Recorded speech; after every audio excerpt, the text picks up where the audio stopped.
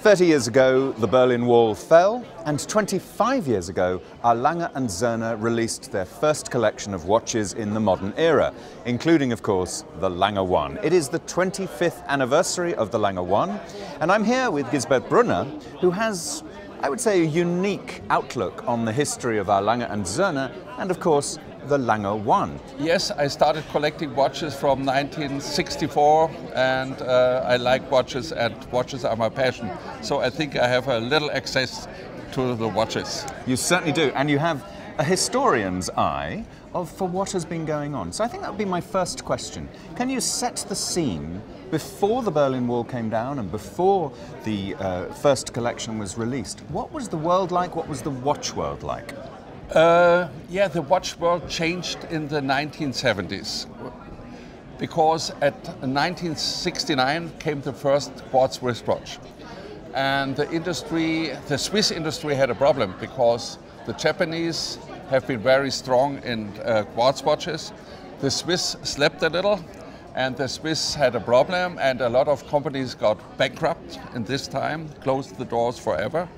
And then, at the beginning of the 1980s, we had a comeback of the mechanical watchmaking. And this has been very impressive because a lot of people changed their mind regarding watchmaking. They wanted vintage watches because the industry stopped producing mechanical watches, so people bought vintage. And then the industry said, oh, mechanical is important, and therefore we have to go on with mechanical watches. And then we had, in the 1980s, starting at about 83, 84, a renaissance of the mechanical watchmaking. Wonderful. And then, of course, the Berlin Wall fell. Yeah. And what did that mean for our Lange Söhne? I think there has been a fantastic connection between two gentlemen. On the one side is Walter Lange, and on the other side is Günter Blümlein. Günter Blümlein has been the head of IWC and Jaeger LeCoultre in Switzerland, and Günter Blümlein has been an engineer by profession, no watchmaker. But Günter Blümlein suddenly understood the chances of a comeback of Lange Söhne in Glashütte, because in Glashütte luxury watchmaking has been forgotten. Glashütte made huge amounts of wristwatches, but these have been ordinary wristwatches on a mediocre or a low level, no high-end products, and therefore now this has been the hour for the comeback of Lange Söhne. The Lange 1 is the epitome of two people's visions for the future. Yeah. And you're saying that Walter Lange and Günter Blümlein, they needed to meet to make the Lange 1. You needed Walter Lange as a testimonial, as the grandson of Ferdinand Adolf Lange, who founded, because you can build a history far better if you have the witness and the testimonial from the past. And so I think the two people, Walter Lange, who dreamt of a comeback of his family brand, and Günter Blümlein, who had the money in the background, who had the visions, who had the industrial knowledge how to rebuild the brand, how to construct a new movement, which elements do I need to do something perfect. And he had the Swiss watchmaker in the background who could develop and could build this first movement. Do you remember the moment when the veil, the curtain was pulled off? Yeah, that? There has been a wall, and there have been columns. And there, on the one column has been Hartmut Knote. Then we had Walter Lange in the middle.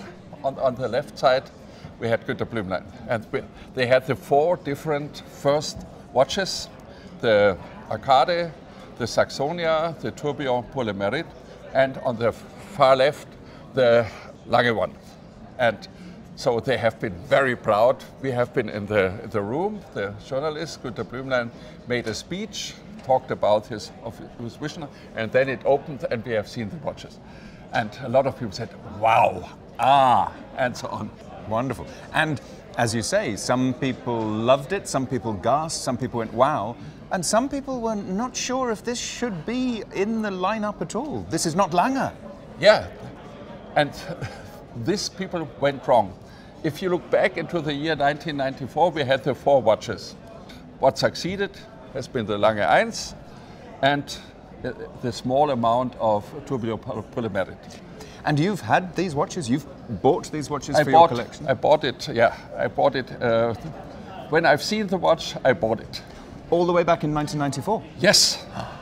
I'm an owner from very, very early. And I bought later I bought a datograph and so on. Yeah, I'm a fan, I'm a watch collector, and my heart is ticking. And my heart is ticking for Lange Söhne because I like to take a loop and I like to look into the movements. And I'm very happy that my son, who is 33 now, he likes to sit with me and I'm picking the watches from the safe, from the back safe on Sunday morning, and we have a glass of wine and we're sitting looking into the watch bag, discussing about the movement, the values of a movement, the values of a watch, and I'm happy that I think he will follow my tradition as a collector. Gisbert Brunner, thank you for a wonderful look You're back at the welcome, past. it's nothing. Thank you. All the best, and good luck for Lange.